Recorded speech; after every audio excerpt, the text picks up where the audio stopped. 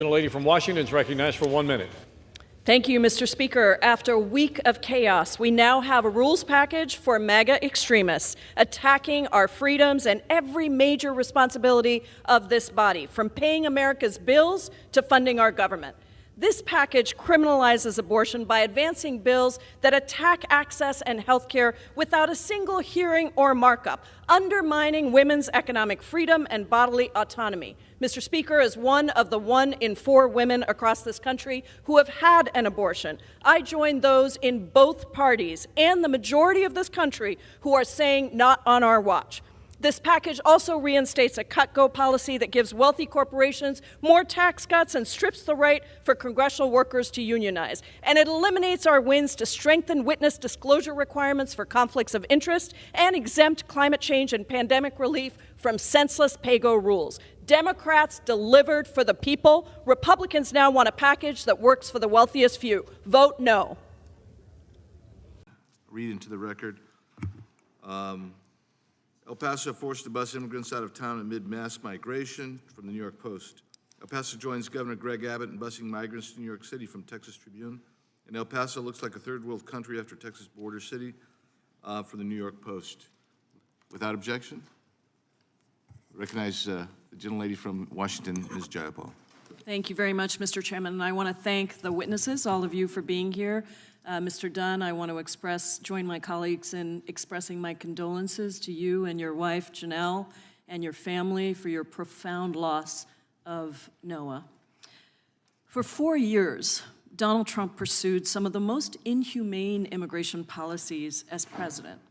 He cruelly tore thousands of children from their parents and did everything in his power to dismantle any parts of the U.S. legal immigration system and refugee resettlement system, a system that has been called the crown jewel of American humanitarianism, not by liberal radicals, but actually by the Association of Evangelicals. Today, my colleagues across the aisle want to go even further than Donald Trump, with policies that would effectively end asylum and place unaccompanied children in Remain in Mexico-type proceedings. Not even Donald Trump went that far. But don't take my word for how extreme this is. Even other Republicans have said that these proposals go too far, calling them extreme, and again, not liberal radicals calling them extreme, or calling them anti-American. That was from another Republican, other Republicans in this Congress. In fact, one Texas Republican said, and I quote, "Border security and immigration are two separate topics. One can be for a strong border security presence that prevents terrorists, fentanyls, and bad actors from entering our country, and one can be for welcoming future Americans in through the front door." So here are some facts. Since Congress created the Department of Homeland Security in 2003, we have spent over $350 billion on the agencies that enforce immigration law. Federal immigration spending has surpassed what was promised in multiple immigration bills that would have reformed the actual system so that there are legal pathways for people to come to this country. But we know that throwing money at the border without also fixing the legal immigration system is not going to be successful. We have passed, in December of 2022, Democrats passed the fiscal year 2023 omnibus, which included $60 million to hire additional CBP officers and support personnel at ports of entry, and another $70 million to strengthen non-intrusive inspection systems that scan vehicles and cargo to disrupt the flow of drugs, including fentanyl, at ports of entry. Not one of my Republican colleagues voted for that legislation. In June of 2020, Congress passed the infrastructure bill, which included $430 million to modernize our ports of entry and improve CBP's ability to detect illicit drugs. 200 House Republicans voted against it. We put that money in because we know that over 90% of fentanyl is seized at ports of entry. Now, I understand that the issues that we are talking about today require my Republican colleagues to tell a lot of statements that aren't true, to use nativist rhetoric, words like invasion and flooding that have actually been used throughout the history of this country to demonize immigrants to this country, different waves of immigrants that have come into this country. But that is not the way that we are going to solve this problem. Judge Semeniago, I want to thank you for your service and also for sending us the wonderful Congresswoman Escobar, who is such an important voice here on this committee and in this Congress. I want to call your attention to this chart that shows that when the Biden administration rolled out a clear process for Haitians to seek admission into the United States in June through August of 2021, and then again beginning in April of 2022, the number of Haitians presenting themselves at ports of entry increased. In fact, as we maintained that clear legal process for Haitians, people coming outside of the process basically ended. In your experience, meeting with people seeking safety, do you hear a persistent desire to follow a legal process to enter the United States? Absolutely. I've seen some incredible situations where they're waiting in Juarez under very difficult circumstances, and sometimes the only reason they cross is because it gets so difficult for them. So they really are interested in doing the right thing. And I'm glad you mentioned the separation of children. There's nothing more heartbreaking. And I want to give credit to our Congresswoman who's really stepped up. So sometimes it doesn't take a law, it just takes a person. In El Paso and everywhere else, no longer is a separation of children because she found it to be offensive. She stood up for it, she's championed for that, and we no longer do that. And I think that's quite an accomplishment. Thank you. My time is yielded. I do ask unanimous consent, Mr. Chairman, to enter the following statements into the record. The American Immigration Lawyers Association, Church World Services, Coalition for Humane Immigrant Rights, First Focus Campaign for Children, Human Rights First, Kids in Need of Defense, National Immigration Law Center, National Immigration Project, Project on Government Oversight, and the Southern Border Communities Coalition. Without objection. I recognize the gentlelady from Indiana, Ms. Spartz. Thank you so much, Mr. Chairman. I just wanted to educate the previous speaker that there are 22 million people of Asian American Pacific Islander descent in the country who identify as AAPI. I just don't know the acronym because I don't focus on that all the time. I just wanted to make sure that you knew that there were 22 million people who identify as AAPI. And I also wanted to say that hate crimes targeting the Asian American community have reached unprecedented levels.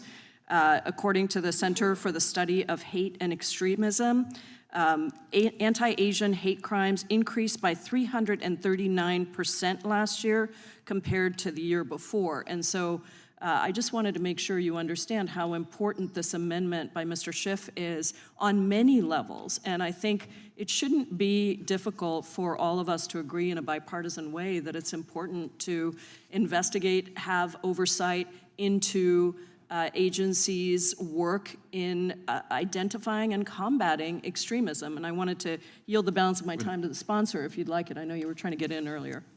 I thank you for yielding. I would. I have a friendly amendment I'd ask the gentleman to consider. Would you consider after the term motivated by all forms of bigotry, including put in employees or those standing for the sanctity of life, including employees at pregnancy resource centers? I'll yield to the gentleman, the sponsor. I don't think an amendment along those lines belongs in one talking about anti-AAPI hate, anti-Semitism, and white nationalism. There is already language in your existing rules pertaining to violence, and let me find the language already in the existing rules, so I don't think you need to double up on it.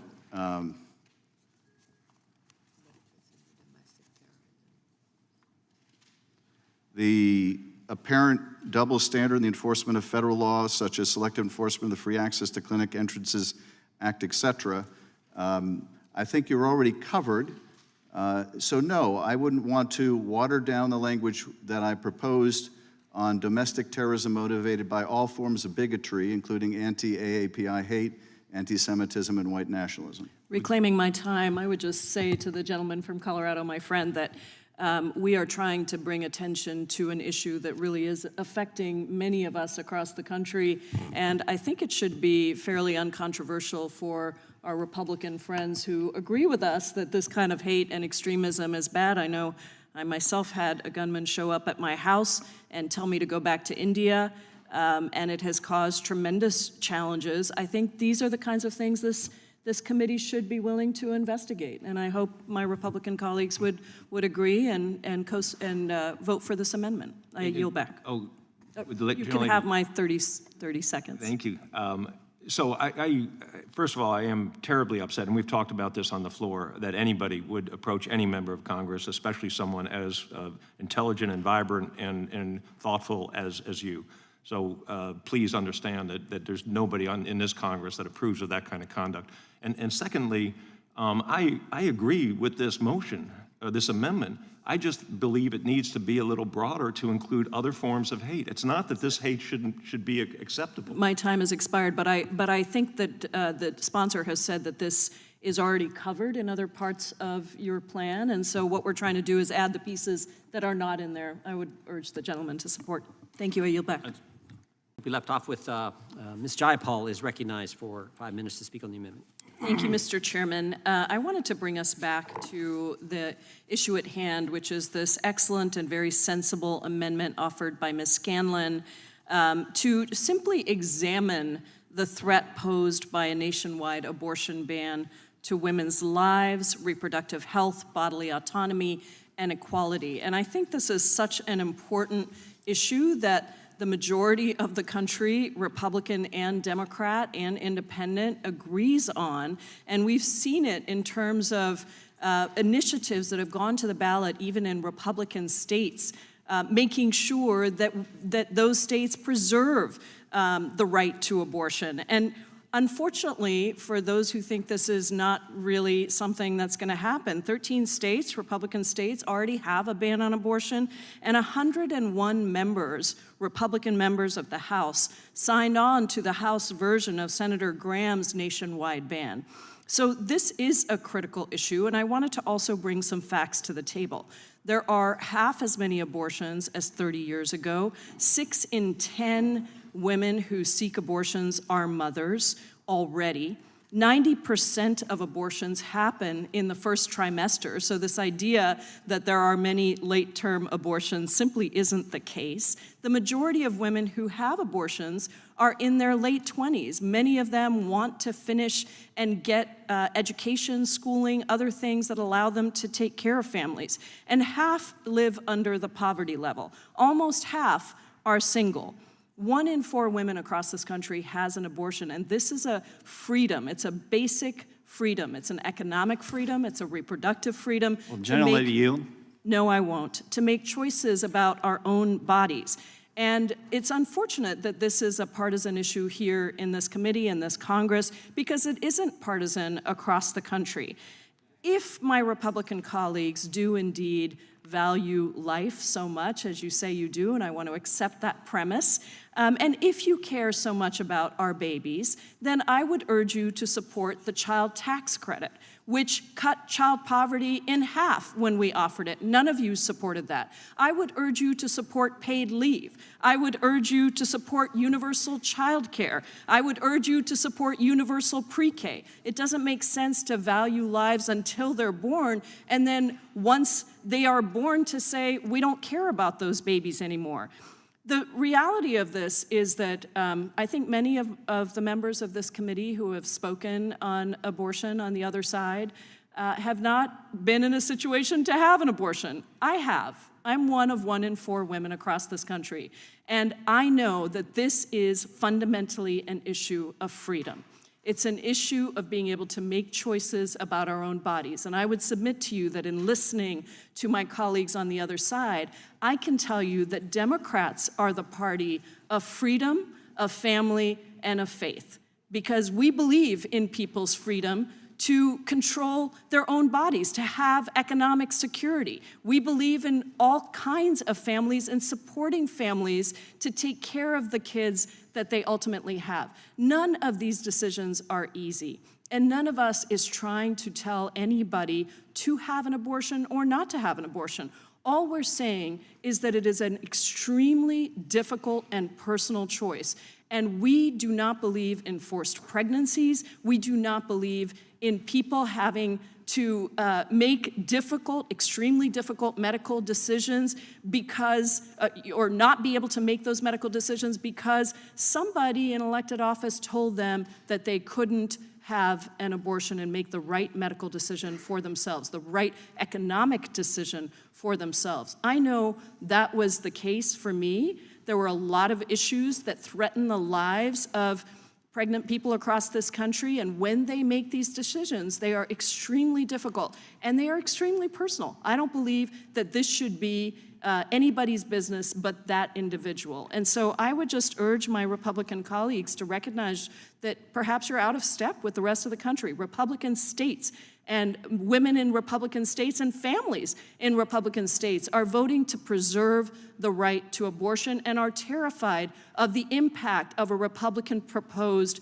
nationwide ban on abortion. So I support this amendment, and I thank the gentlelady from Pennsylvania for putting forward such a necessary amendment in this very scary time where, unfortunately, too many of my colleagues on the other side are trying to strip away and pass a nationwide ban that would hurt people across the country. I yield back. Thank you. Thank you, Madam Chair. I have an amendment at the desk. The clerk will designate the amendment. Amendment to the amendment in the nature of substitute to H.R. 734 offered by Ms. Jayapal of Washington, identifier H734ANS-AM_013. Without objection, the amendment will be considered as read. Ms. Miller, you are recognized. Thank you, Madam Chair. My amendment.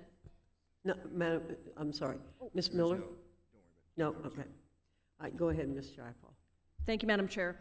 My amendment renames this bill to be the Stigmatizing Vulnerable Children Act. And it does that because we need to be exactly clear about what this bill does and what the consequences of this bill would be. But first, I want to be clear about the facts about trans kids in sports. In 2004, the Olympics enacted its first policy letting transgender athletes compete in teams that align with their gender identity. In 2008, my home state of Washington became the first state to allow trans kids to compete in sports teams according to their gender identity. And I'm proud to share that after 15 years, Washington State has not had problems with this policy. In fact, Washington's success has encouraged at least 16 other states to enact similar policies affirming trans kids' participation in school sports. So it is simply not true, as my colleagues on the other side have asserted, that trans kids are somehow a product of so-called gender mills. And they exist, the trans kids exist in every district, red or blue, urban and rural. As a matter of fact, rural youth are as likely as urban youth to identify as LGBTQ. So what this bill really does is stigmatize vulnerable children. LGBTQ kids already face enormous challenges, and many trans kids suffer from lack of adequate services and supports. More than 75% of transgender students report experiencing harassment or discrimination in schools. Neglecting these harms follows them into adulthood, where 77% of transgender individuals grew up to have mental health issues. A survey found that more than half of transgender and non-binary youth have seriously considered suicide. Suicide. And 1 in 5 have attempted suicide. The Journal of American Medical Association Pediatrics has clearly outlined the benefits of sports to young people. Still, these kids are afraid of participating because of the stigma that this bill reinforces. 71% of transgender youth and non-binary youth have reported experiencing discrimination solely because of their identity. 83% of trans kids are worried about even participating because, in part, due to this discrimination. So this proposal does nothing to address those very real harms that trans kids are dealing with. Instead, if enacted, trans kids would effectively be banned from joining a team and forced to give up their favorite sport under this bill. I've also heard a lot from my colleagues on the other side about the need to defend women. But there is a real hypocrisy here that should be named. The first markup of this committee's majority is during Women's History Month, but it does nothing for women experiencing actual harms. Here are real, measurable harms for women. Women make 82 cents of every dollar by men. When House Democrats advanced the Paycheck Fairness Act to combat gender-based wage discrimination and end the gender pay gap, it did so with just one Republican voting in favor. Reproductive health care is banned in 13 states. No Republicans voted for the Women's Health Protection Act as states passed those draconian restrictive laws criminalizing women for seeking an abortion. And childcare is increasingly expensive for 63% of families. Not one member of the majority supported investments in childcare so that every family can afford childcare and allow women to rejoin the workforce without breaking the bank. Now, this committee's majority did speak up for Title IX, but only in the context of hurting women and defending the previous administration's erosion of protections and freedom for survivors of sexual violence on college campuses. Women are not tools to obscure the hate for gender inclusivity. So, let's be clear about what this bill actually does. Let's stop the attack on trans kids and do what people have elected us to do in this committee, which is fully fund public schools, keep classrooms free from gun violence, and give every kid a safe, inclusive environment in which to succeed. That is, again, why I believe we should call this bill what it is, which is the Stigmatizing Vulnerable Children Act, and I ask for my colleagues to support this amendment. I yield back, Madam Chair. Thank you, Madam Chair. I was just reviewing the text of this bill again, and it seems pretty clear to me that it is providing all these lists is all about potentially then taking out certain books from that list. And so I think censoring books to just fit one viewpoint robs students of their education, but it also does something else. A lot of the books that we see being banned by Republicans around the country are books that reflect our history as communities of color, as LGBTQ communities, and erase that history, and also prevent students from feeling seen and being seen themselves. And I'll just give you an example. Look no further than Florida, where students arrive to a classroom without books on their shelves. Those students may be attending a full school year without having access to a fully stocked library, while the state decides whether a children's book might indoctrinate them. Really? If some governments are policing books for content so that kids only read certain pieces of history that have been deemed to be appropriate for them, they're not going to learn our whole history, but they can only read certain pieces, what do we call that? That seems to me to be very clearly censorship. And I just want to point out that many of these books, as I said, target communities of color, target LGBTQ communities. Even though they are completely benign, they, again, are an important part of our history. One example, Florence Mills was the black daughter of formerly enslaved parents and rose up against discrimination to become a revered singer and dancer. She was a historical figure during the Harlem Renaissance, but her biography was banned in 2021 by a Pennsylvania school district before parents and students.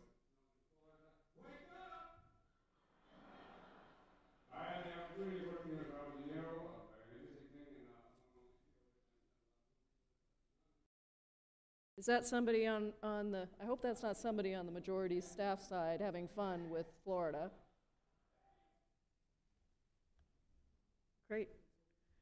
Let me go back and repeat the example, because it seems to me that we might have lost some of that.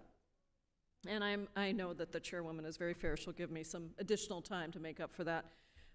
Florence Mills was the black daughter of formerly enslaved parents and rose up against discrimination to become a revered singer and dancer. She was a historical figure during the Harlem Renaissance, but her biography was banned in 2021 by a Pennsylvania school district before parents and students fought back. Dumpling Soup is a 30-page picture book about a girl helping her family make their traditional New Year's Eve meal. The book was first published in 1993. It took Duval County, Florida, 30 years to suddenly begin the process of censoring it. When the Emperor Was Divine is about the incarceration of Japanese Americans during World War II. Muskego, Norway schools in Wisconsin are just fine with discussing World War II, but would rather ban a book that represents one of our country's horrific mistakes rather than talking about it and teaching students about it. So I am concerned about what this bill does to ban and censor books, and I completely support my colleague's amendment and urge the rest of the committee to support it as well. I yield back. The gentlewoman yields. Thank you so much, Mr. Chairman, and thank you to Ms. Wilson for allowing me to go first so that I can get my questions in before I have to leave. President Biden made the historic choice to propose canceling debt for 16 million low and middle income borrowers.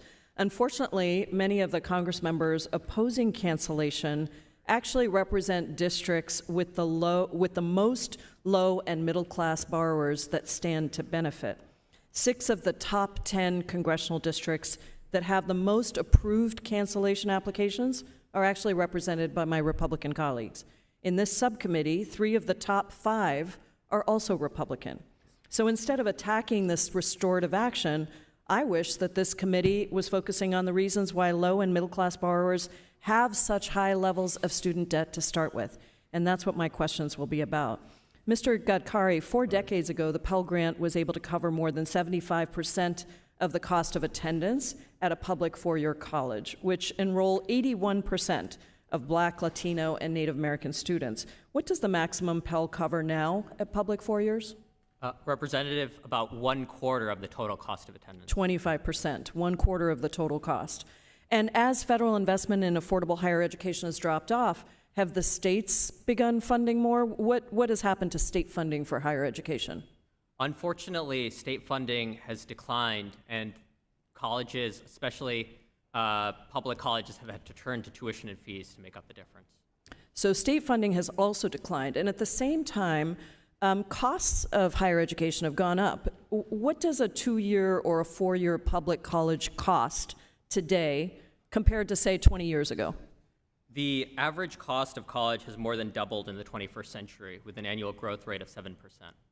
More than doubled. And in fact, the Student Borrower Protection Center analyzed the costs of public universities that Republican members of this committee went to, and the costs of those very institutions have doubled and tripled in the last few decades. While, by the way, federal minimum wage has stagnated since 2009. And so, Mr. Chairman, I ask unanimous consent to enter into the record the Student Borrower Protection Center document that analyzes each of the committee members that went to a public college on this committee on the Republican side, and actually says what the cost of college was when those members graduated and what it costs today.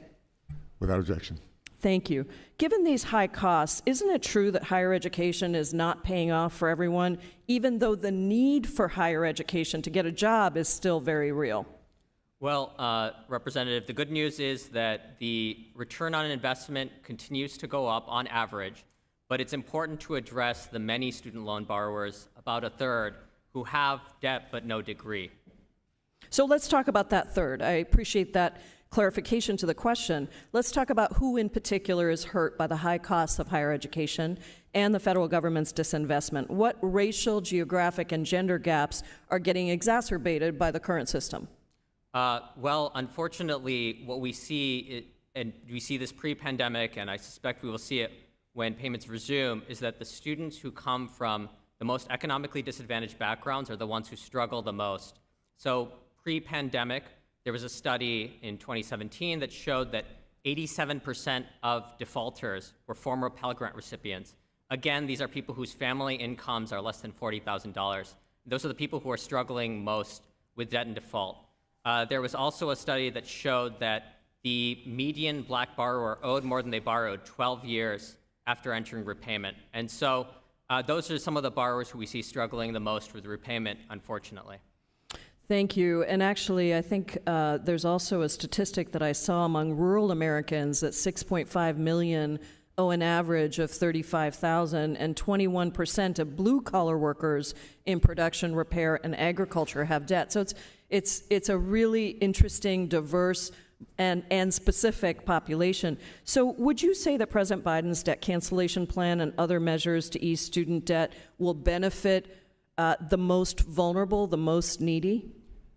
Yes, Representative. Thankfully, in the debt cancellation plan, 60% of the borrowers had a Pell Grant, which again is associated with a low family income, and they're twice as likely to be black. So the administration noted that their action would have the tendency to close the racial wealth divide. Students turn to college for long-term economic success, not debt. This crisis is the result of decades of disinvestment, and I'm so glad that President Biden is making it easier for low-income borrowers struggling with student debt and has also endorsed my College for All Act, which I hope will move forward. Thank you so much, and I yield back, Mr. Chairman. Mr. Chairman, I yield 2.5 minutes to the gentlewoman from Washington, a member of the Committee on Education and the Workforce, Ms. Jayapal. The gentlewoman from Washington is recognized for 2 minutes. Mr. Speaker, Congress should be supporting parents, students, and teachers, not advancing this Politics Over Parents Act, which would punish teachers for giving history lessons, ban books, and sow hate and divisiveness against trans kids. Parents have the utmost confidence in their kids' teachers. When it comes to writing curricula, 76% of parents trust their child's school. But when it comes to writing laws, political gimmicks like this bill keep them from saying the same thing about this very body. Instead of manufacturing outrage over curricula and books, why don't we just listen? 84% of parents would rather Congress give free school meals, and 79% want support for mental health services. And in a survey of parents' top concerns by the Pew Charitable Trust, 40% said they were extremely or very worried about their children struggling with depression, 35% said they were concerned about bullying, and 22% were worried about their kids being shot. Not a single one of those issues on the top list of parental concerns is addressed in this bill. So don't tell me this is a parent's bill of rights. This is not addressing gun violence, it's not addressing mental health, it's not addressing childcare, pre-K, and all of the other things that would be a part of a parent's Bill of Rights. Instead, we're spending time on a bill that sows doubt about public education and our teachers, and also targets our very vulnerable trans kids who are absolutely no threat to anyone in this body. Please understand that the provisions in this bill that out trans kids are cruel and dangerous. I say that as a mom of a trans kid. And I was very embracing to my daughter when she came out, but not every family is. The reality is 75% of trans kids experience discrimination and harassment. So why do Republicans want schools to require outing LGBTQ students? That does not make them better students. Congress has the constitutional authority to write laws. What a mockery and betrayal of that duty it would be to pass this stunt of a bill that doesn't address a single priority of parents, bans books, undermines teachers, and hurts our kids.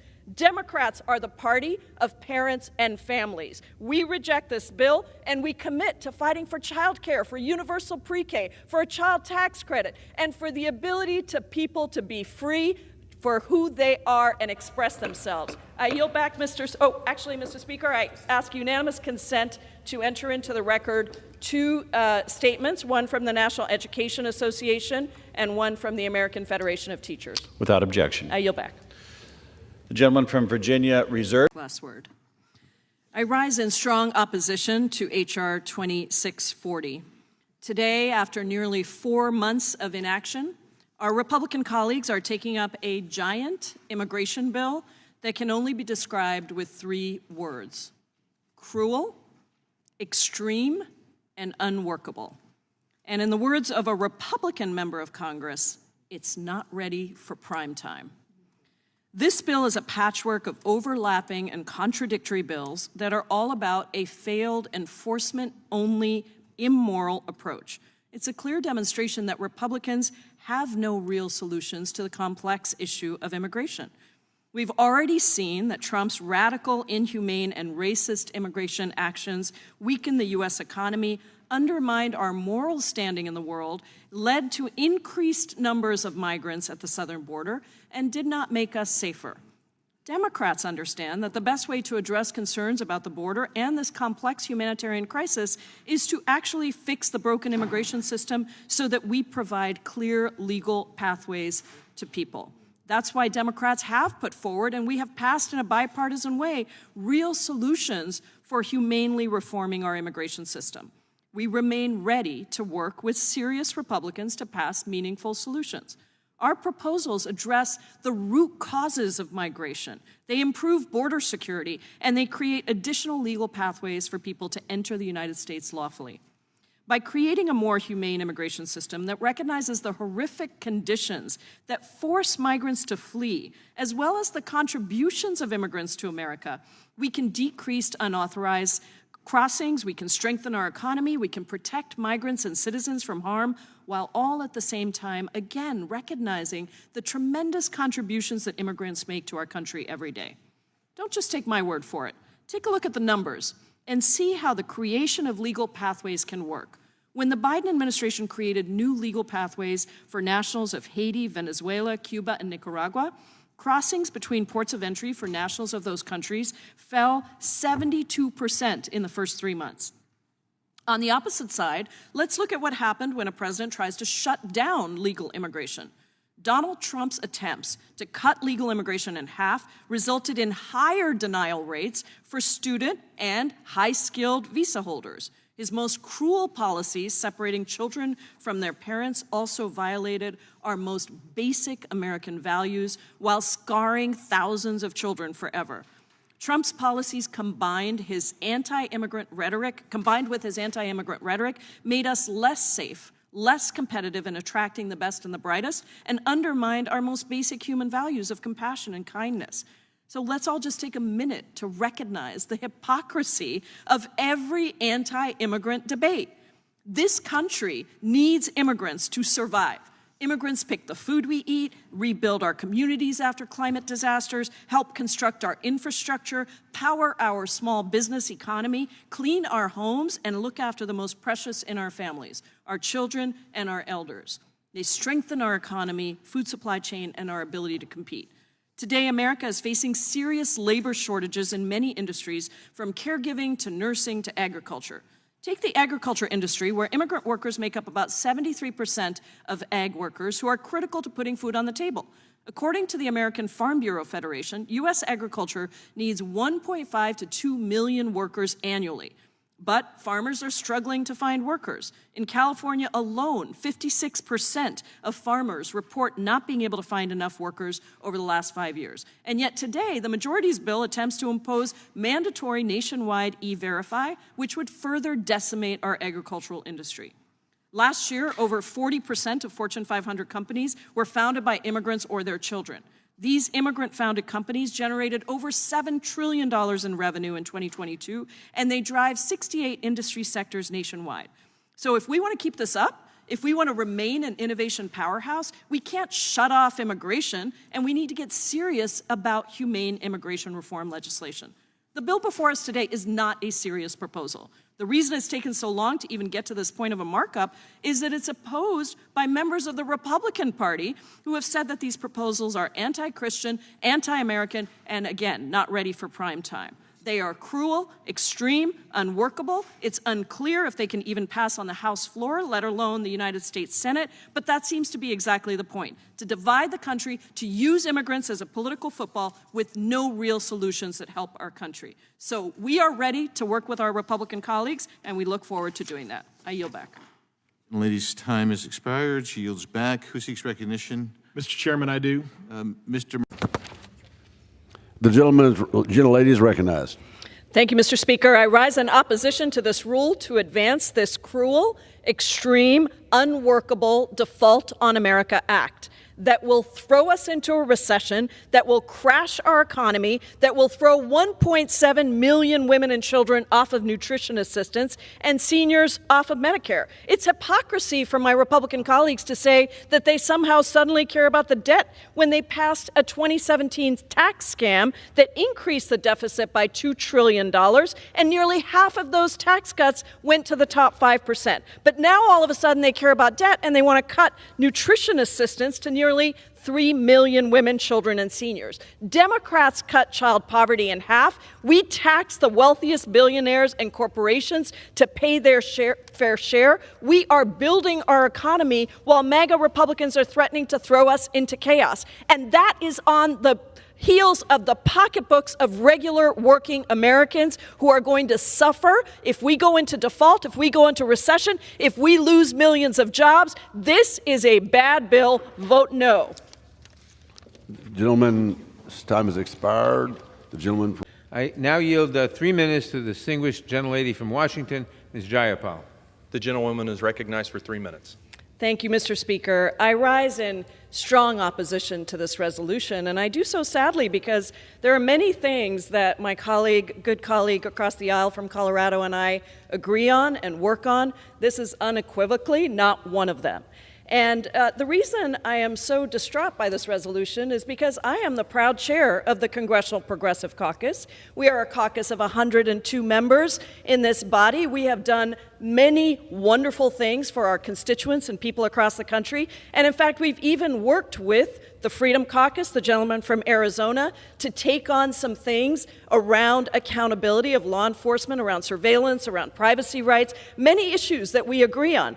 But the characterization of progressives within this resolution make it absolutely impossible to support the resolution. And I think, unfortunately, that is the point that my friends are trying to make. They are trying to make us vote against a resolution that supports law enforcement by inserting these provisions that are characterizations that are absolutely harmful and encourage hate against us as progressives representing our constituents. Now, we already passed a resolution honoring law enforcement this week, but this resolution literally makes it impossible for us to support. And I want to raise a couple of points about this.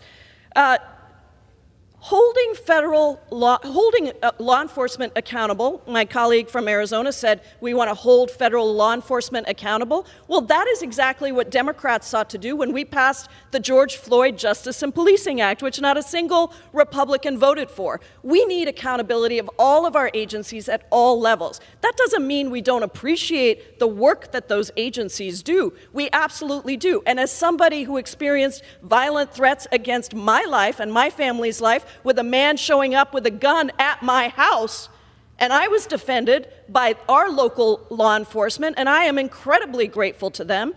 I resent the characterization that somehow we progressives do not support law enforcement just because we want to have accountability in our communities so that black and brown people can walk down the streets and feel safe.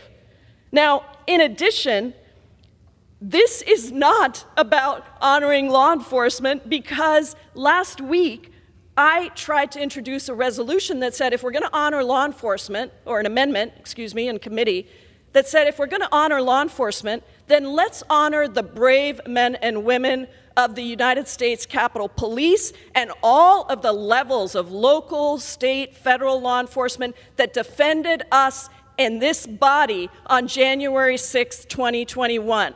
When a violent group of right-wing MAGA extremists came and launched an insurrection against this body. I was trapped in the gallery right there in those seats.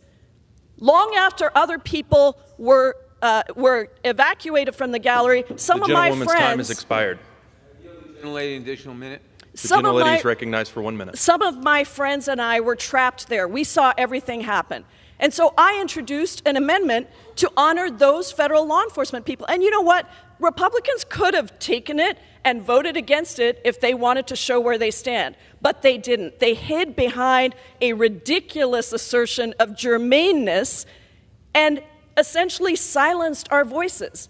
So I think we have to be real about what this resolution is. And with great respect to my friend from Colorado, we want accountability of all agencies. They want to defend federal law enforcement. We want to honor all law enforcement, including those that defended us here at the Capitol on January 6th. Let my Republican colleagues call out that it was an insurrection on January 6th, and that our federal law enforcement and local law enforcement that defended us here deserve the same honor that they are planning to give to local law enforcement. Let's just honor all law enforcement, and let's take out the references to progressives, which I take great offense to. And so I vote no on this resolution, and I call on my colleagues to vote no on this partisan and frankly hypocritical resolution. Thank you. Mr. Speaker, this is an outrage. Republicans want to drive us over the cliff into default and catastrophe and cut off health care and Social Security payments and drive up interest rates so more people are homeless and hungry. 5 Republicans could join all 213 Democrats and lift the debt ceiling right now, but they went home. My constituent Amy called me absolutely terrified that she is going to miss her Social Security payment. And if that happens, then she can't pay her rent and she won't have a place to live. Amy heard Republicans yesterday say the quiet part out loud. They said, "We don't want to negotiate with our hostage." Well, Amy is your hostage. She and millions like her, teachers, firefighters, seniors, veterans, are demanding that Republicans stop playing games with their lives. Donald Trump presided over the 3rd largest deficit increase in the debt ever because they spent almost $2 trillion on tax cuts for the wealthiest billionaires. And now they want poor and working people to pay that bill. Stop it. Pass a clean debt ceiling right now. Thank you, Mr. Chairman. I want to start just by taking a moment to express my deepest condolences to you, Ms. Nobles. You have experienced a profound loss, and I appreciate your coming to share Kayla's story with us today. Turning to today's hearing, it appears once again, unfortunately, that it's Groundhog Day in our subcommittee. Today is part 3 of our hearings on the Republicans' assault on immigrants and immigration, and I'm sure we'll have many more parts to come.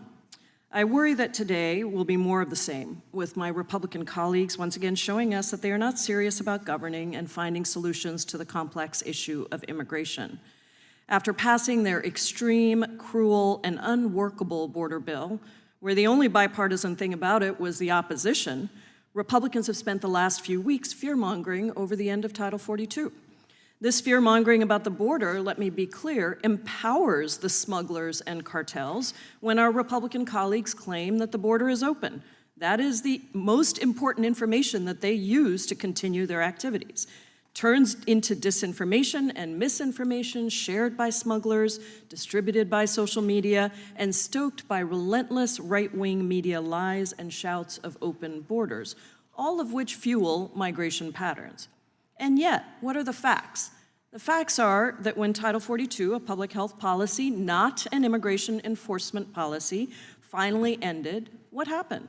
Border encounters plummeted by 70%. Thus far, the increased migration narrative pushed in the right-wing media has not yet come.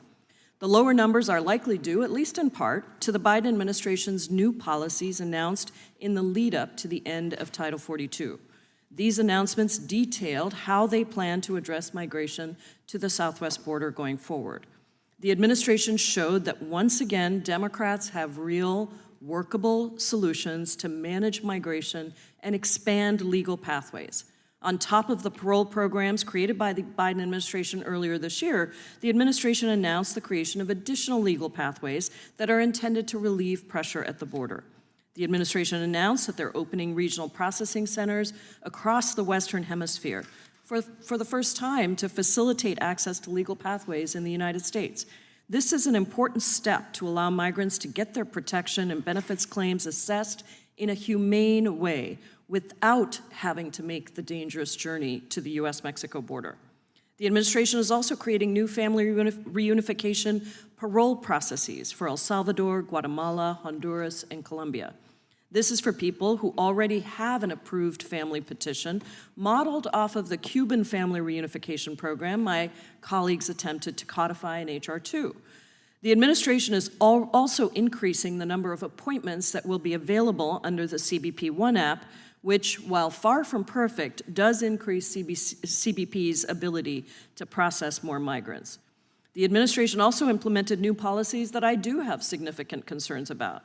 This includes a new asylum regulation that limits access to asylum for those who cross between ports of entry, as well as new expedited processing of single adults from Spanish-speaking countries, where individuals will get an initial asylum screening in a Border Patrol facility. Now, none of these solutions are perfect. Addressing the issue of migration is difficult, but Democrats have shown time and time again that we take this complex humanitarian crisis seriously. By creating a more humane immigration system that recognizes the horrific conditions that cause migrants to flee, as well as contributions of immigrants to America, we can decrease unauthorized crossings, strengthen our economy, and protect migrants and citizens from harm. Unfortunately, Republicans have showed us their priorities with their border bill and now with their fiscal year 2024 Department of Homeland Security appropriations bill. That bill would only create more disorder at the border. Budgets are moral documents that show what we value and prioritize. Their bill, which was released last week, defunds the Emergency Food and Shelter Program, which is helping migrants who are processed by CBP move away from the border to be with sponsors or family in the United States as they await their court hearing. Their bill ends the use of Family Case Management Program, which had a nearly 100% success rate in helping families show up for their immigration court hearings. And it disallows the use of alternatives to detention unless the Secretary himself directly approves it, which would create a significant bottleneck for moving people out of CBP custody. It defunds the asylum officer rule, which allows asylum officers to adjudicate asylum claims, helps alleviate the growing immigration court backlog, and it ends the use of the CBP One app for people who are coming in through Parole, which will severely hamper CBP's ability to process migrants in a safe and orderly way. Now, all of these policy choices give the game away. None of these policy choices are intended to help the agency. They will create more chaos and disorder at the border. But that appears to be the point of my Republican colleagues' efforts. Create chaos and disorder and hope to win the next election. Now, if the chairman of the subcommittee is so concerned about airplanes being grounded, I would just say that the Default on America Act and the attempts that Republicans are making right now to put forward serious cuts, that default would actually halt all of the air traffic controllers across the country. I look forward to hearing from all of our witnesses today. The American people deserve better, and I hope that our witnesses can shed light on real solutions to address the situation at our border in a holistic way. And with that, I yield back, Mr. Chairman. Thank you. The chair now recognizes the chairman of the House Judiciary Committee, Mr. Jordan. I thank the chairman. The ranking member started her statement by saying the border is secure. Really? More than 5.5, more than 5.5 million illegal. 5 minutes. Thank you so much. As the ranking member of the Immigration Subcommittee of the Judiciary Committee, let me be clear that immigration is not within the jurisdiction of this committee. Gun violence in schools that keeps students, that is killing our students is, but you don't see a markup on gun violence and how we keep our kids safe and alive. My colleagues would have you believe that ending the use of Title 42 public health policy has resulted in higher numbers of people coming to the United States. But over the last month, border numbers are down over 60% from their peak. And as Politico describes it, it's the, quote, migrant crisis that still hasn't arrived. Democrats have persistently put forward legislation that would fix the immigration system, ensuring that we strengthen border security while allowing people a fair, secure, and humane way to seek safety. We've also consistently voted to provide additional funding for ports of entry. Last year, Democrats passed the fiscal year 23 omnibus, which included $60 million to hire additional CBP officers and support personnel at ports of entry, and another $70 million to strengthen non-intrusive inspection systems to disrupt the flow of drugs and contraband at ports of entry. Not one of my Republican colleagues on this committee voted for that legislation. Now, if my Republican colleagues were serious about improving public education, they would work with us to make sure schools are fully funded and kids have the support they need to succeed. We would be funding school meals, universal pre-K, and mental health for kids. But instead, the first markup we held this Congress was to go after trans kids by imposing a trans sports ban and depriving kids of an accurate and fact-based education. Instead, my Republican colleagues passed a bill, the Default on America Act, that would cut about $4 billion in funding for schools serving low-income kids, gutting program funding to its lowest level in nearly a decade. These cuts are equivalent to removing over 60,000 teachers and specialized instructional support personnel from classrooms. Nationwide, these cuts would reduce support for 7.5 million students with disabilities, slash over 200,000 Head Start slots for kids, and Pell Grants for about 80,000 students.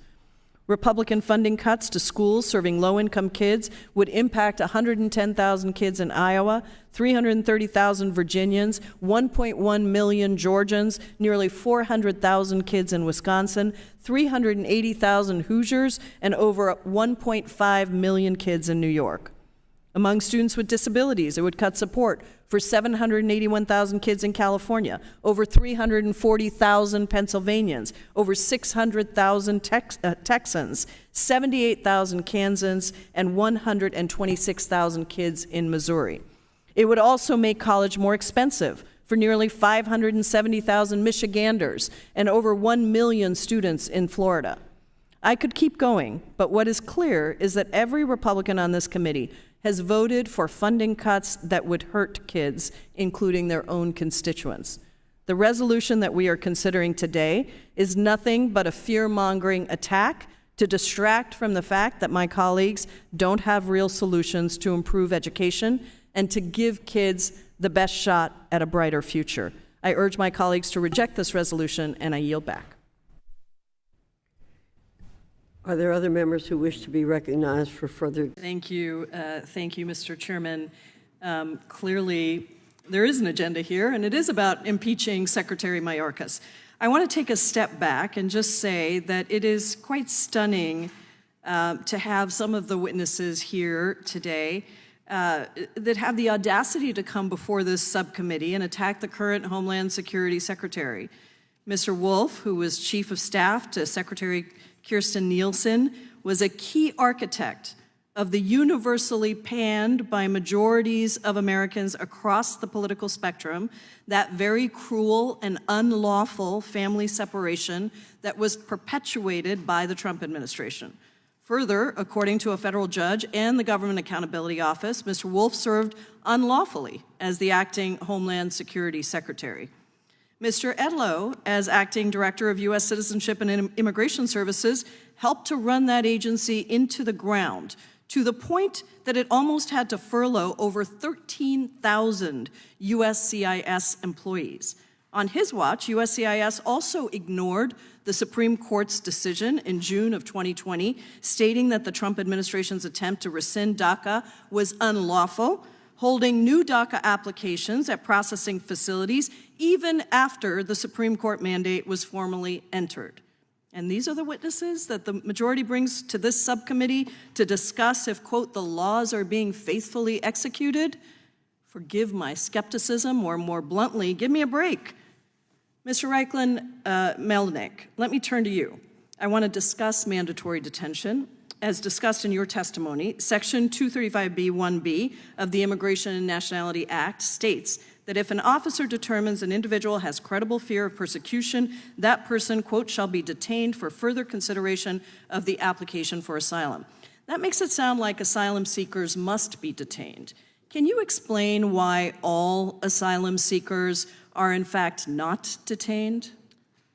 Thank you, Congresswoman. I think the main reason is resource-based. But there's both resource and legal authorities, I should note. But the biggest issue here is resources. For example, if 50,000 asylum seekers show up at the border in any given month, and every one of them asks for protection, there are not 50,000 detention beds. Even in 2019, when detention was at its highest, there were 55,000 detention beds, and that year, 891,000 people were encountered by the Border Patrol. And if even half of those were seeking asylum, it would not have been physically possible to detain all of them, which is why, under the Trump administration, hundreds of thousands of asylum seekers were released straight to court without going through the credible fear process. So this is, at the end of the day, it is a resource issue, and I will also note it is a legal issue because there are always exceptions to mandatory detention because Congress, generally speaking, can't force the executive to enforce the law in certain circumstances where that is literally impossible. Has any administration, Democratic, Republican, ever been able to detain every single individual as required by the section of the Immigration and Nationality Act? No, and in fact, when Congress first passed that provision in 1996, there were actually fewer than 10,000 detention beds. And this is at a time when there were routinely 1.6 to 1.7 million Border Patrol apprehensions a year. So it was not possible when Congress passed the law. It's not been possible any time over the last 27 years, and it's still not possible today. And it's correct, isn't it, that even at our highest levels of detention under the Trump administration, it was never close? That's right. In 2019, the Trump administration maxed out detention beds, about 55,000 in August 2019. That month, there were more than 55,000 people who arrived. And we also have to note that the average time that a person spent in detention was over a month. So the average detention bed in ICE detention only turned over about 10.7 times a year. So there was a max capacity that they could hold, even at 55,000 beds, of less than 500,000, and that year about 900,000 people showed up. So that's why the Trump administration, in fact, released hundreds of thousands of people. So that's a lot of numbers. Let me just ask you bluntly, many of my colleagues on the other side of the aisle like to claim the Trump administration ended what they call catch and release and detained all asylum seekers or sent them back to Mexico. Let me just ask you again, is that accurate? And just a simple yes or no answer is fine. And if not, you've already given us some of the reasons, but is that accurate? It's not accurate, and even in 2020, after Title 42 went into effect, several thousand people were released, according to data from DHS. From your testimony, it appears there is a detailed chart which shows that the Trump administration released over 500,000 migrants at the border during his 4 years as president. Is that correct? That is correct. That's directly from the border, and additional were held in ICE detention and then released. Thank you, Mr. Chairman. I yield back. Mr. Van Drew. Thank you. I'd like to recognize now Ms. Jayapal. Thank you, Mr. Chairman, and thank you both for your testimony and for your long work on critical issues to ensure that education is accessible for everyone across the country. For working families, post-secondary education, including trade schools and community college, represent a pathway to economic security. But the cost can be just so out of reach for so many, even after receiving Pell Grants. In fact, 60% of Pell recipients still receive federal student loans. And although students rely on loans to make the difference, higher education has to always be worth its economic benefits. The burden of student loan debt makes that very difficult to achieve, even for those without a bachelor's degree. 1/3 of borrowers have debt, but no degree. And I appreciated the earlier conversation between Mr. Cordray and my colleague across the aisle about the importance of trade school, any kind of higher education, trade school, community college, absolutely critical. We are talking about higher education that provides additional skills for people to be able to make the best of themselves and contribute to the economy. So let me start with Undersecretary Qual. We both know how transformational a degree or certificate is for working families and how student debt limits those benefits. And I thought it would be helpful today to just run through why student debt has emerged as the crisis that it is. How much have college costs risen over the last 20 years? Your microphone. Beg your pardon. At some colleges, costs have doubled or even tripled. And have federal investments in keeping higher ed affordable for low and middle income families kept up with those trends? They have not. The purchasing power of the Pell Grant has declined steadily in recent decades. Do you know what that percentage is in terms of Pell, what it covers? It's currently roughly a quarter of the cost of attending a public four-year university. It's actually gone from 75% of cost to 28%, I think, if that's correct. That sounds correct. And if the federal government hasn't kept up with rising costs, then what about state investments? Well, no, states have substantially cut back on spending on public colleges and universities, which is where 3/4 of our students go. I know that when I was in the Washington State Senate, we looked at the fact that the state used to cover 75% of a public four-year college, and we were down to about half. Now, we increased some of that spending while I was there. So basically, while previous generations have enjoyed federal and state investment in keeping higher ed affordable, today's students are paying more, not because they're irresponsible, not because they did something that they didn't intend to do, but because the government has slowly reduced our contribution to keeping it affordable. Many of my Republican colleagues opposing President Biden's plan of canceling up to $20,000 in student debt have actually enjoyed those investments from the federal government to get their degrees, and in some cases, they paid 3 times less what college costs today. Republicans had no problem prioritizing $757 billion in PPP forgiveness, where half of those loans went to the top 20% of richest families, and $22 million to at least 12 Republican members of Congress who are currently opposing student debt cancellation. If Congress made those same investments in keeping higher ed costs low for working families and helping them avoid student debt, Mr. Kowal, how would that have impacted the economy? Well, we would presumably have many more students with college educations, all types of colleges, as you noted, trade schools, 4-year colleges, advanced degrees, and that would create greater economic growth, greater shared prosperity, and an economy we would all benefit from. An economy where we all benefit.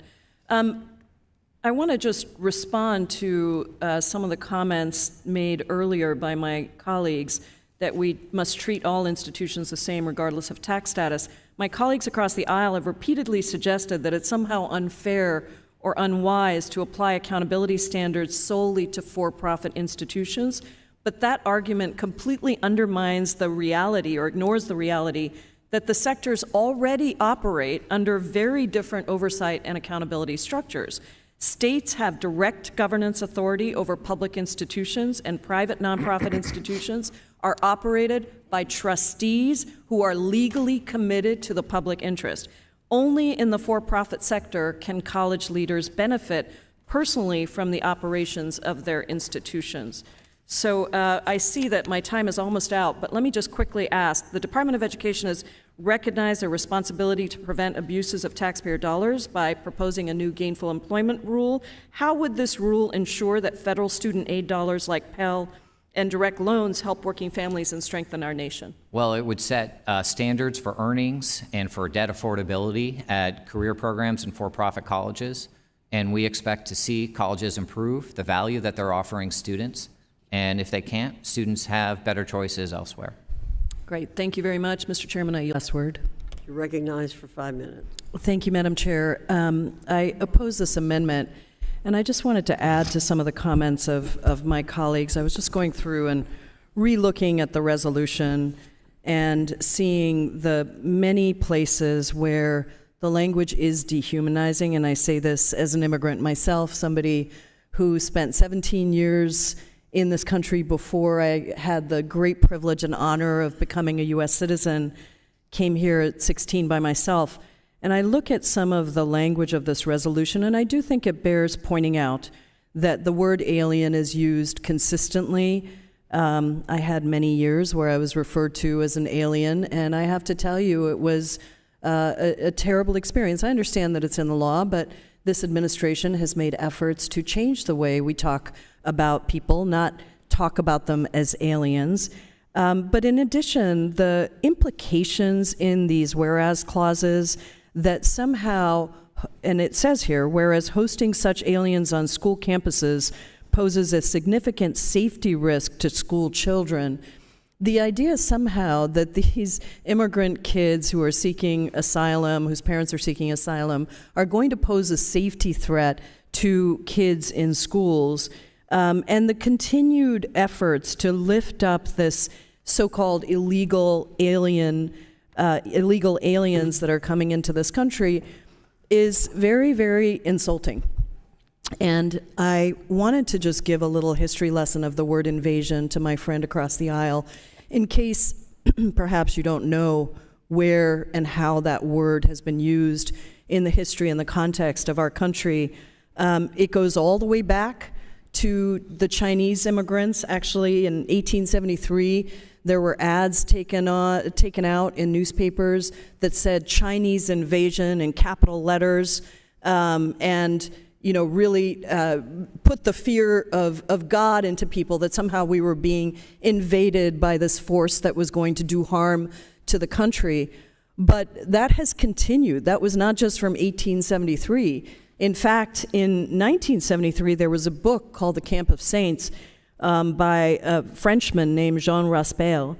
And it was about the, quote, invasion of Indian refugees into France, onto the French coast. And the gist of the book is that the French military lost their resolve to fight back against that group of Indian immigrants who were coming to France, and allowed them to enter. And it led to, instead of massacring them, by the way, and it led to the complete fall of Western civilization. And the gist of it is really that the French military lost their nerve. They didn't massacre these migrants as they landed, and that led to a collapse, not just of French civilization, but also of Western civilization. That is the book that Steve Bannon uses all the time as one of his favorite books, and quotes from that book. And I think it's important to understand that the tactics here are the same going back to the 1800s as today, of creating such an existential threat that any violence is also acceptable to counter that existential threat, right? And also to dehumanize to such an extent that the violence is then seen as merited to these people who have been dehumanized. And I say this because I think that it's fine for us to debate policy on immigration. It's fine for us to have disagreements.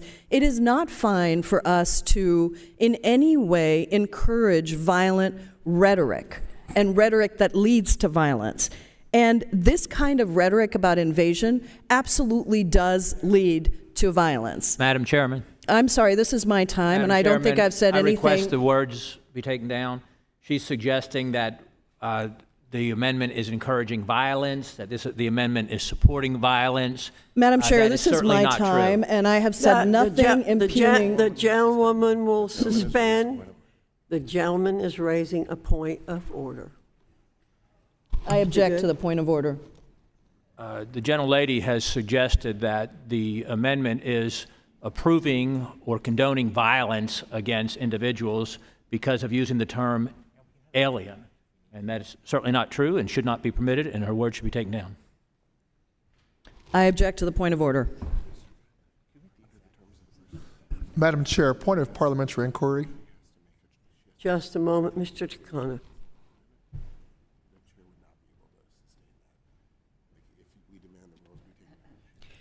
I'm going to ask the clerk to please read the words that Ms. Jayapal spoke.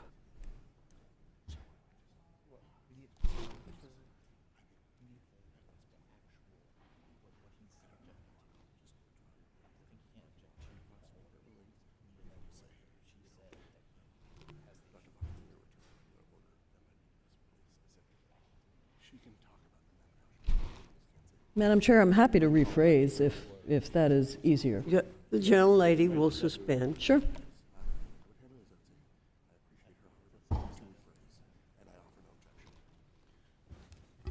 I appreciate the gentlelady's offer to rephrase, and I have no further objection.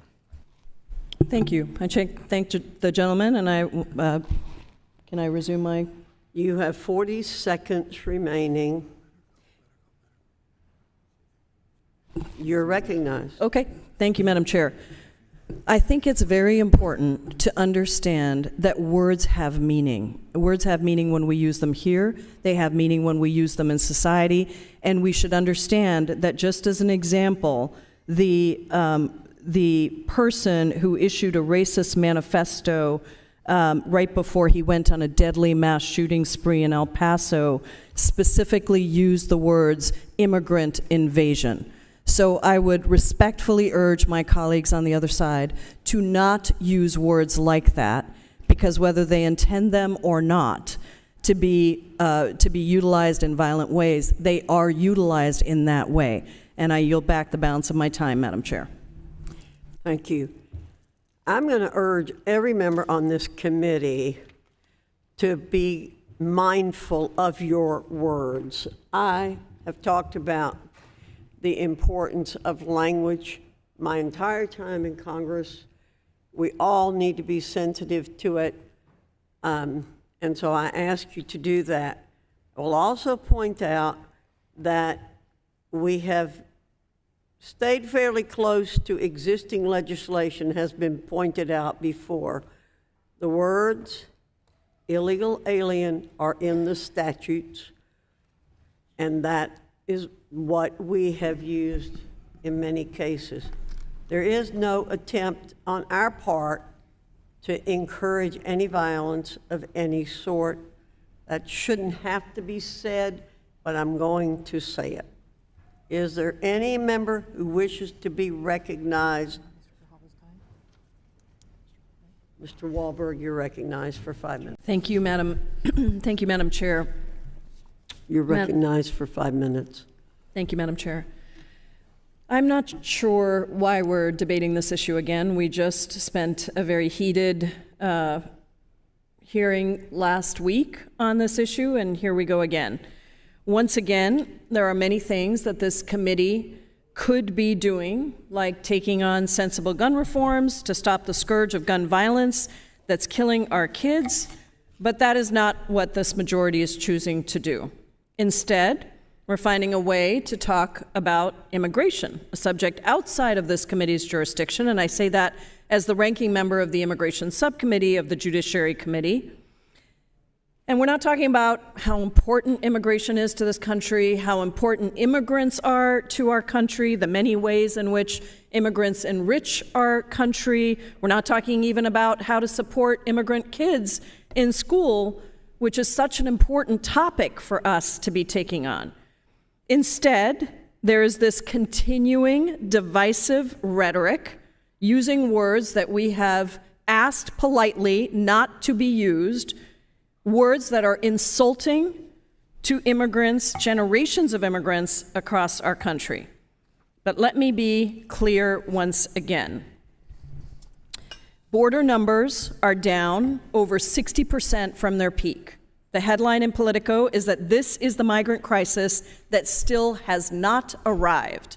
If my colleagues across the aisle were serious about addressing immigration, I welcome that effort. My Democratic colleagues and I have put forward legislation that would fix the immigration system and would provide fair, secure, humane ways to seek safety while strengthening border security, something that the American public, by the way, broadly supports. But here's the thing. It is just clear that my colleagues are not interested in fixing immigration. This entire proceeding is a distraction from the fact that my colleagues do not have meaningful solutions on education, the very topic of this committee. Why else do my colleagues take every opportunity with elementary and secondary school legislation to politicize and harm public schools, talking about banning books, whitewashing history, keeping trans kids from playing sports? If my colleagues spent half the time that they've invested in politicizing classrooms, maybe schools would be fully funded. Maybe we could help deliver an education to the low-income students who depend on Title I, who have the most to gain from education investments. Maybe we would be investing in the priorities that parents have identified, like addressing kids' mental health or providing school meals and universal pre-K. Schools are struggling across the board between improving learning outcomes, recovering from learning loss related to COVID, and the educator shortage.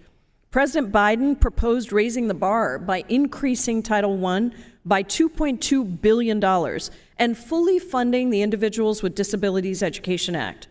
Since then, unfortunately, my colleagues across the aisle have proposed cutting $7 billion to those same programs, the equivalent of removing 108,000 educators from schools serving both low-income students and students with disabilities.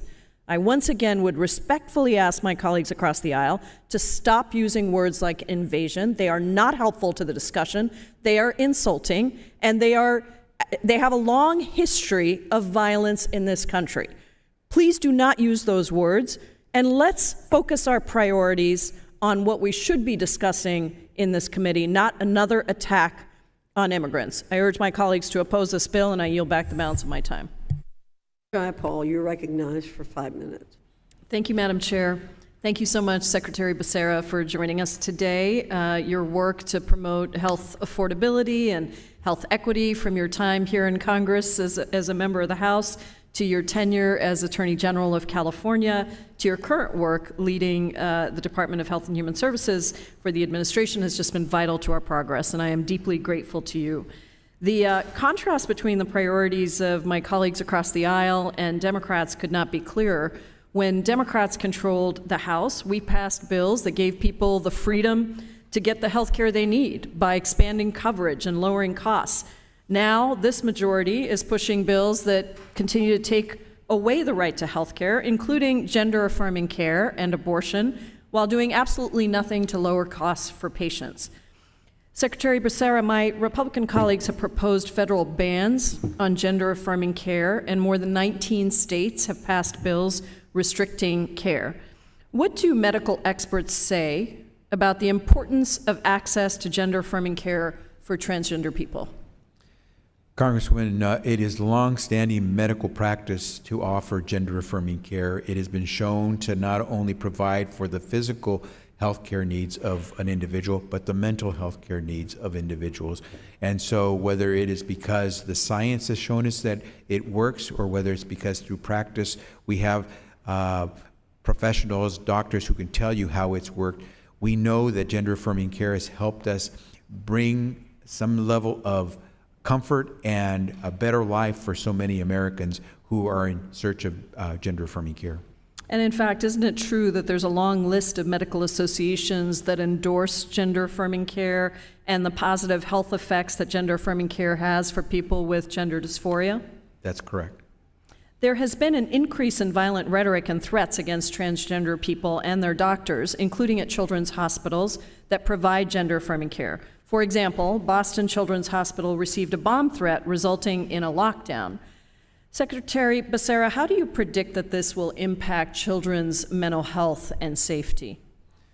Congressman, I think it's very obvious. If you see on the news that there are bomb threats, there are attacks, there's violence committed against those who are trying to help an individual who needs gender-affirming care, you take on the burden of saying, it's because of me that that person may have been attacked or harmed.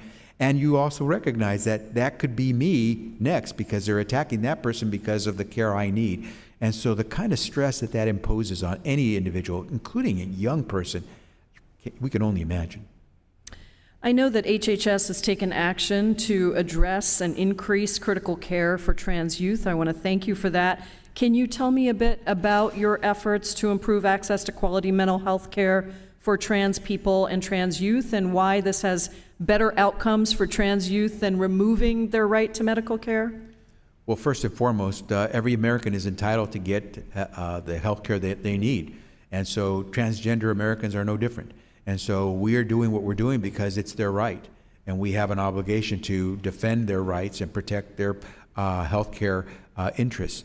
At the same time, we know that the closer we can get to providing them with that care, for example, in a school, the more likely that the child will have good outcomes, not just in terms of health, but in school and moving forward in life. And so we're going to try to put that care as close to that individual as we can.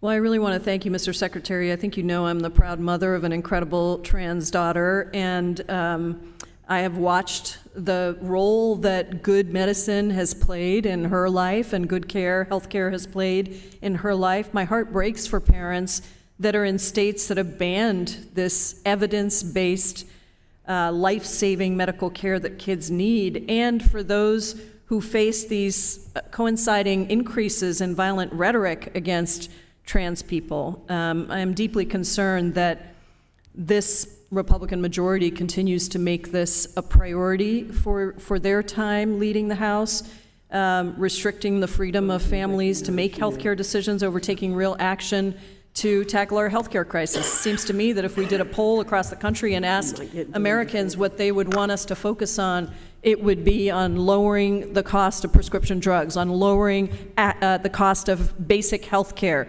making sure that seniors can get dental, vision, and hearing, other things that are critically important, not banning gender-affirming care for so many young people and trans people across this country. I want to thank you for your leadership. I yield back, Madam Chair. Thank you. I'd like to recognize Ms. Jayapal. Thank you, Mr. Chairman. Before turning to my questions, I just want to correct the record regarding statements around allegations of the Penn-Biden Center. Republicans have suggested that the current administration is not taking its responsibility seriously to address allegations regarding the Penn-Biden Center. The University of Pennsylvania has publicly stated that the center, quote, has never solicited or received any gifts from any Chinese or other foreign entity. The university has never solicited any gifts for the center. And since its inception in 2017, there have been 3 unsolicited gifts from 2 donors, which combined to a total of $1,100. Both donors are American. And I also want to remind my colleagues that the previous administration declined to investigate claims surrounding the Penn Center, stating that an investigation with respect to Section 117 compliance was unwarranted. So I'd like to enter into the record an article from the Daily Pennsylvanian from January of this year outlining these facts. No objection. Thank you. I want to start by saying that I'm deeply disturbed by the topic of this hearing. And I say that as one of just a dozen naturalized citizens to serve in the United States Congress and the first South Asian American woman elected to the House. You know, my parents sent me to the United States when I was 16 years old by myself because they believed that this was the country where opportunity was possible that was not possible anywhere else. And they sent me with the belief that America was a welcoming place, a place where I could thrive and reach my highest potential. And I have. But this hearing today, reading the memo, listening to the comments today, talking about people as threats just because they were born in another country is just plain wrong. It's just wrong, and it undercuts our ability to attract the best and the brightest. And frankly, it's hateful rhetoric that is a distraction from meaningfully addressing real national security threats, which we absolutely should do. Just in my district alone, I've got 11,000 international students who contribute $456 million to our economy. And that's just my district. Imagine what the contributions are across the country. And Mr. Yang, I want to thank you for being here today and really for your decades of work to advance the civil rights of Asian Americans and Native Hawaiians and Pacific Islanders. And I want you to just briefly, because I have a couple of questions for you, but briefly tell us the dangers of the escalating rhetoric about China and the proposed legislative actions in this space, and the history that we've gone through in this country where we've seen over and over again how that rhetoric hurts our Asian American people across the country. Thank you, and I'll try to be brief. The dangers are real. We've seen murders. Literally, we've seen murders because of anti-Asian sentiment, and that will continue if we continue to have hyperbolic rhetoric. We have seen people that do not want to come to the United States. Part of this is making sure that we embrace, in addition to preventing bad actors from coming in, we got to keep the good actors that want to be here. And that includes so many Asian Americans, Chinese Americans, students that come here for all of the reasons that we've talked about, that want to stay here, are being precluded from staying here because of this anti-Asian sentiment, because of restrictive laws regarding ownership of land or other things.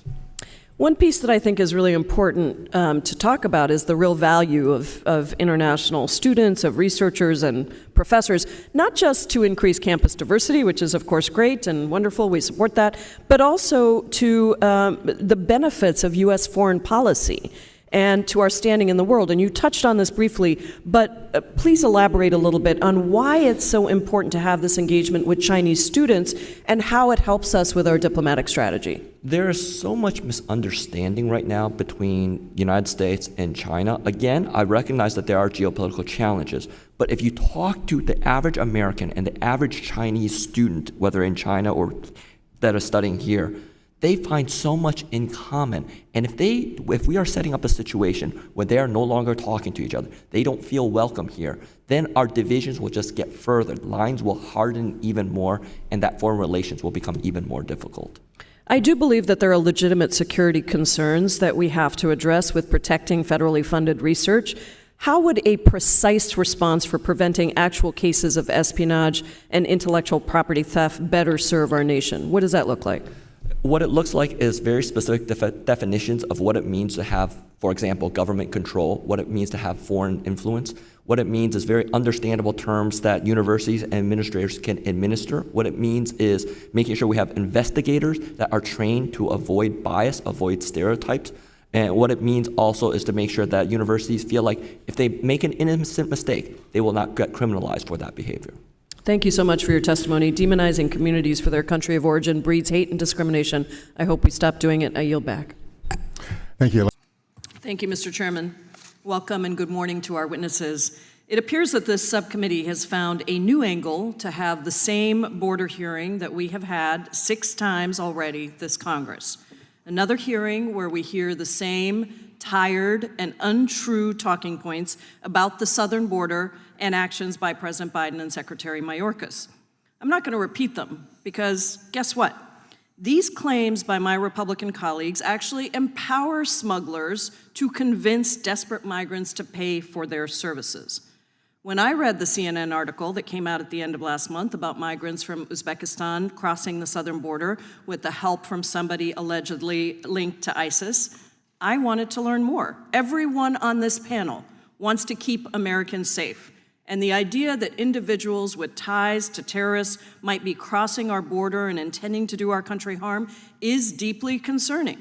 This potential issue is one that should be approached with an eye towards gathering the facts and information so that we can act accordingly. Unfortunately, that's not what this hearing is about. This hearing appears to be nothing more than political theater with little to new information. What bothers me the most is that my Republican colleagues use these hearings to weaponize the emotions of the American public to score cheap political points as we head into the next election. This is not about telling the truth or getting to the facts. This hearing is purely intended to scare the public, to demonize immigrants, and to score cheap political points as we head towards that next election. If the majority was serious about getting to the facts on this issue, instead of holding this hearing, the subcommittee would have first let the Department of Homeland Security and Federal Bureau of Investigation give members a classified briefing on the topic, something that both the FBI and DHS have offered to provide us. My understanding is that the FBI and DHS have even offered specific dates on when this briefing can take place in the near future. Instead, the majority is once again holding a hearing with no government witnesses, not a single government witness, where we will hear a lot of innuendo, hearsay, and scary-sounding rhetoric intended to play politics on the issue of immigration. This is not the way to conduct oversight, especially over a national security issue that belongs in a classified setting. This is not a serious hearing intended to gather facts and get to the truth, but while we're here, I think it's important for us to get some facts out there. Fact number 1. In the last 48 years, going back to 1975, the number of Americans killed by a terrorist who crossed the southern border unlawfully is 0. That's right. Not a single American has been injured or killed by a terrorist who crossed our southern border without authorization. So don't fall for Republican fear-mongering. Fact number 2. The only foreign-born terrorists who crossed the southern border unlawfully were 3 brothers from Macedonia who came to the United States while Ronald Reagan was president. 20 years later, they were arrested while planning an attack in New Jersey. Our systems worked then, but you certainly won't hear Republicans on this committee raise either of those 2 facts. Fact number 3. Yes, there has been an increase in the number of migrants apprehended who are on the, quote, terror screening data set. These people have been apprehended, and they receive additional vetting and interviews from DHS as a result. There is also coordination with the FBI on the appropriate action that should be taken when responding to these individuals. If it is determined that these individuals pose a serious threat to national security or public safety, they may be denied admission, detained, removed, or turned over to another agency for prosecution as appropriate. All of this could have been discussed with a classified briefing. But that is not the path that the majority chose because they are not interested in the facts. And as is my refrain every single time we have these hearings, If the majority was at all serious about addressing immigration in America, they would be working with us to pass bipartisan immigration reforms that would finally update our outdated immigration system so that we have real legal pathways for people to enter the United States, to be with their families, to escape terrible situations in their countries, and to contribute to our economy, our communities, and our country. That is what would decrease the number of people coming to the southern border. That is what would allow Border Patrol agents to focus on true security threats. And that is what would allow more people to go through detailed vetting before ever coming to the United States. That is how we can improve our national security. Instead, some Republicans have openly said that they want to defund the Department of Homeland Security and the FBI. And last year, almost every one of them voted against the bipartisan infrastructure bill, which provided additional funding to ports of entry for non-intrusive inspections to combat smuggling of people and drugs, modernization, and additional staffing. Unfortunately, we have another hearing today that prioritizes cheap political points and outrage over action. So let the show begin.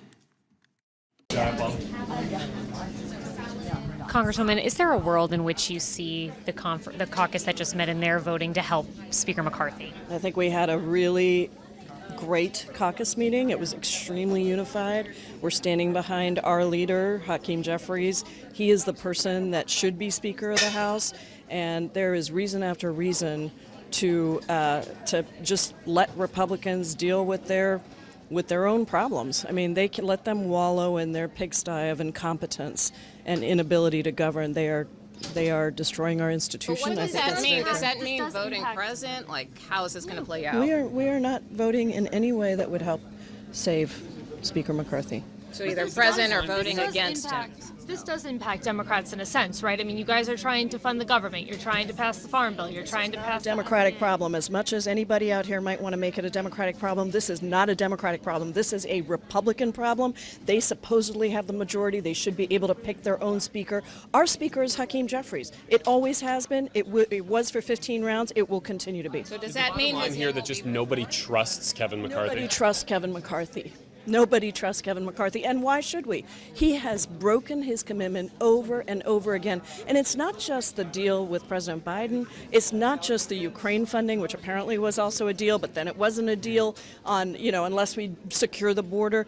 It's also going back to January 6th, and I think for a lot of us, we were here. It is still deeply emotional for us because it is about our country. It's about why we came to Congress.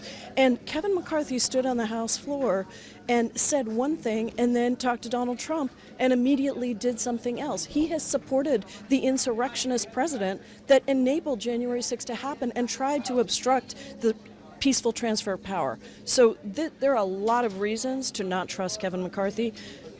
You could probably go back before January 6th, but certainly January 6th was a really key example, and the most recent history of how he's governed as Speaker is another example. Just one question. The first vote will likely be like a motion to table or refer. So will Democrats vote no, will unanimously vote no on that? We are following our leader, and we are not saving Kevin McCarthy. Are you guys going to be unanimous, Congresswoman? Congressman, are you going to be unanimous? Is recognized. Mr. Speaker, you have 1 minute to the gentlelady from Washington, Ms. Jayapal. Gentlelady from Washington is recognized for 1 minute. Mr. Speaker, I rise in strong opposition to this resolution. Congresswoman Rashida Tlaib is one of only 2 Muslim American women elected to this body and the only Palestinian American in Congress. She has fought tirelessly and successfully to get clean drinking water for her constituents, to ensure that people have housing and environmental justice. If we truly want Congress to be a diverse body that represents the diversity of views across this country, we have to be willing to stand up for those diversity of views to be expressed. We don't have to agree with them, but we do have to protect the right to the freedom of speech, which this body is absolutely required to do. Our country and our world are in crisis. People are suffering everywhere. Historic and present traumas for Jews, Muslims, Arabs, South Asians, Sikhs, and so many others are playing themselves out. and we, as the elected representatives of the people, should be working together to protect the rights of every American to say what they believe and ensure that we preserve our democracy. Vote no on this terrible resolution. The gentleman from Maryland. We'll go to Ms. Jayapal. Thank you so much, Mr. Chairman, and thank you all so much for being here and for your testimony. Every student, staff, and faculty member deserves a college campus and a world that's free of discrimination. Anti-Semitism is wrong. I've consistently spoken out against it. I've consistently worked to ensure that we have full inclusion in our society and for people to be able to be who they are. It's also why I co-sponsored a factually correct Senate-passed bipartisan resolution this week denouncing anti-Semitism on college campuses and have consistently supported legislation and efforts to combat hate crimes and anti-Semitism. I'm glad my colleagues are talking about the dangers of fomenting hate because I think that is a real problem in our country. Anti-Semitism is not confined to our nation's universities. According to a January 2023 report entitled Anti-Semitic Attitudes in America, the Anti-Defamation League concluded that 85% of Americans believe at least one anti-Jewish trope, as opposed to 61% in 2019. A more recent ADL report shows a 388% rise in anti-Semitic incidents in the United States since the Hamas attacks, and yet our condemnation is not always consistent, particularly for my colleagues across the aisle. When the former president and 2024 Republican presidential frontrunner Donald Trump fanned the flames of anti-Semitism during his time in and out of office, congressional Republicans failed to call him out on his bigotry. For instance, as Jews all over the world were celebrating Rosh Hashanah in September of 2023, Donald Trump accused the Jewish people who did not support him in 2020 of voting to, quote, destroy America and Israel. Professor Nadel, you mentioned in your opening remarks that you were opposed to Congress legislating any definition of anti-Semitism in 2017, and you remain opposed today. Respecting your stance, can you briefly explain whether Trump's recent statement was anti-Semitic and why? Could you give me the recent statement you want me to respond to? The statement was he accused, in September of 2023, he accused the Jewish people who did not support him in 2020 of voting to, quote, destroy America and Israel. I absolutely thought that that was anti-Semitic, and there have been other similar statements that I have thought were anti-Semitic, because what that statement was doing was buying into one of these very classic anti-Semitic tropes about the loyalty of the Jewish people and that the question that they cannot be loyal to the nation in which they live because they hold a higher loyalty to their own people, but to say that they were being disloyal to the United States because they voted for a different political party is not saying that one is disloyal to the United States. It's just that they had a different view in terms of the party they preferred. Unfortunately, that wasn't the first time that Trump attacked American Jews, nor was it the first time the 2024 Republican presidential frontrunner engaged with anti-Semitism for political means. When white supremacists chanted, quote, Jews will not replace us, end quote, in 2017 as they marched in Charlottesville, Virginia, Donald Trump said, and he was president at the time, said there were very fine people on both sides. That is an exact quote. Very fine people on both sides. Professor Nadel, you discussed this example in your opening statement. Why are Donald Trump's words here anti-Semitic? They are anti-Semitic because those people who were marching in Virginia were deliberately echoing Nazi practices. The Tiki Torch parade that they had that evening was designed to look exactly like a Nazi stormtrooper parade in the 1930s. They had planned the phrase, Jews will not replace us. That's a reference to the notion of white supremacy and the idea that the Jews are somehow, again, one of these conspiracy theories, masterminds who were working to replace whites in America because they were bringing in immigrants and they were helping African Americans. And the idea underpinning that conspiracy theories is that those groups are not capable of orchestrating something like that by themselves. Only a worldwide Jewish conspiracy could do that. Ms. Burdett, anything you want to add to that? You know, I had a great opportunity to work at the United States Holocaust Memorial Museum down the street with the least political people you'll ever meet in your life. And I had the opportunity, just through some amazing historians, to learn a lot about Nazi propaganda and the Goebbels playbook.